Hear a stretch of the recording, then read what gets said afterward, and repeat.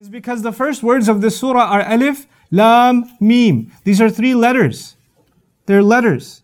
And the only person who anybody who knows letters, the only reason they would know letters is because they're learning to read. There's no other reason you should know letters. You know, there are people that are uneducated. They never received any education in English. They speak English, but they never went to school. You tell them A, B, C, D, E, F, G, H, I. These words make no sense to them. These letters have no value to them. What does that even mean? What do you mean W? What is that? I have never heard this word before. Because the only time you worry about letters is when you worry about spelling. And the only time you worry about spelling is if you're going to read or you're going to write. Yes? And that's something the Prophet ﷺ has no access to. So when he recites alif, lam, mim, it already sends shockwaves in that community. Wait, who taught him letters? I thought he's ummi.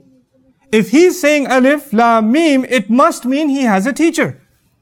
Because he can't learn those on his own. If he doesn't know, he should just be saying alam. Alam tara kayfa fa'ala rabbuka bi ashabil fil. You know? That's what he should be saying. But the fact that he's saying alif, lam, mim, necessarily means he has a teacher. So now even the people that are listening to him are saying, who's his teacher? And what are they teaching him? I mean, and why would they teach him these letters?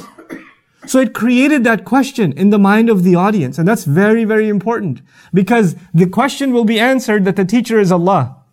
He's the one who's taught him. Right? And the idea that he is actually receiving an education. Because otherwise there's no way he would even know what letters signify anyway. The second thing you should know about alif, lam, mim is its unprecedented usage. This is very important. As we go through the dars today, this will become clearer and clearer, inshallah ta'ala. That the Quran said things in a way that had never been used before. Nobody talked like this. The Arabs were very proud of their language. They used to think of everybody else as ajam, basically incapable of proper speech, retarded even, which is a politically incorrect term nowadays. They thought everybody is less because they don't know al-Arabiya, and they're the ones that are, that mastered the language. And yet the Quran, from the kinds of verbs that it used, to the kinds of letters that it used, to the kinds of sentences that it used, it said things in a way that had never been heard before. Nobody ever talks like this, not even close. Even when a new poet comes and makes some amazing poetry, it is still based on 80% the previous poetry. Those of you that don't appreciate poetry, the younger audience here, maybe they're into hip-hop, maybe they're into R&B, maybe they're into some kind of music or another. You'll notice that beats or rhymes, they're not entirely creative. There's elements of it that is from previously existing music. They take the ingredients that are already there and then build on it something new. But it's not entirely new. It's like maybe 10% new, 20% new. Majority of it is actually something somebody had already done. You see? So when the Quran says something like alif, lam, mim even, this is unheard of. Why would someone speak like this? It would not only create the question, it would actually create a curiosity. This teacher, whoever his teacher is, nobody's ever learned from this teacher around here. Nobody's ever gotten that kind of education before.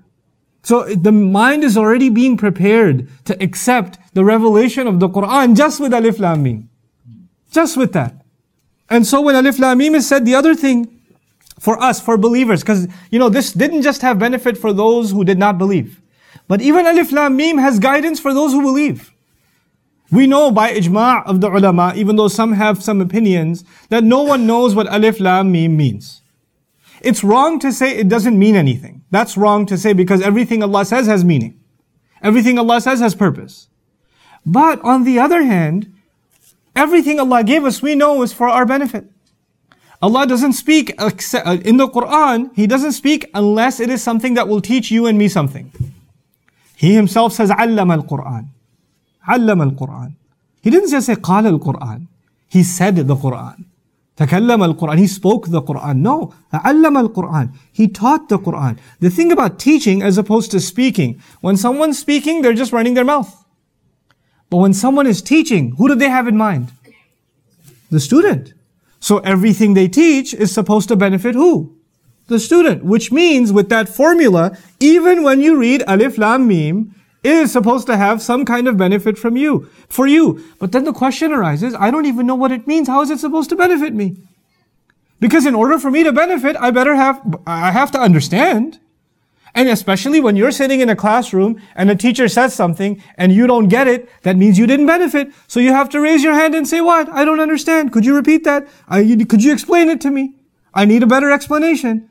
But no matter who you ask in the world, can somebody explain Alif Lam Mim? Could somebody tell me what it means? What's the tafsir of these letters? What's the mystery behind them? Nobody has a clear answer. And nobody has had a clear answer, and it seems pretty obvious. Nobody's going to have a clear answer until you come before Allah on Judgment Day and beyond. And Allah Azza wa Jalla allows us by His mercy to enter into His Jannah, and we get the opportunity to ask our teacher, Allah Azza wa Jalla, what is Alif Lam Mim? But even then there's benefit. The question, I'm building this question for you. What's the benefit then? The benefit is, you know what's called, for college students here, they know, it's called student orientation.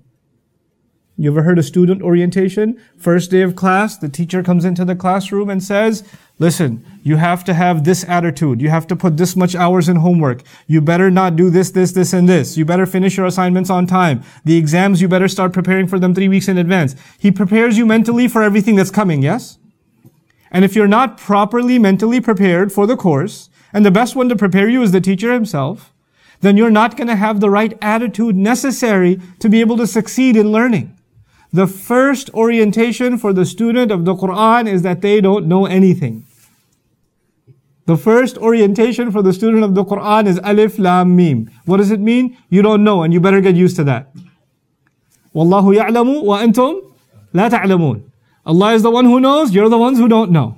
Don't come to this book to try to put criticisms on it and impose upon Allah that unless I understand, I will not follow.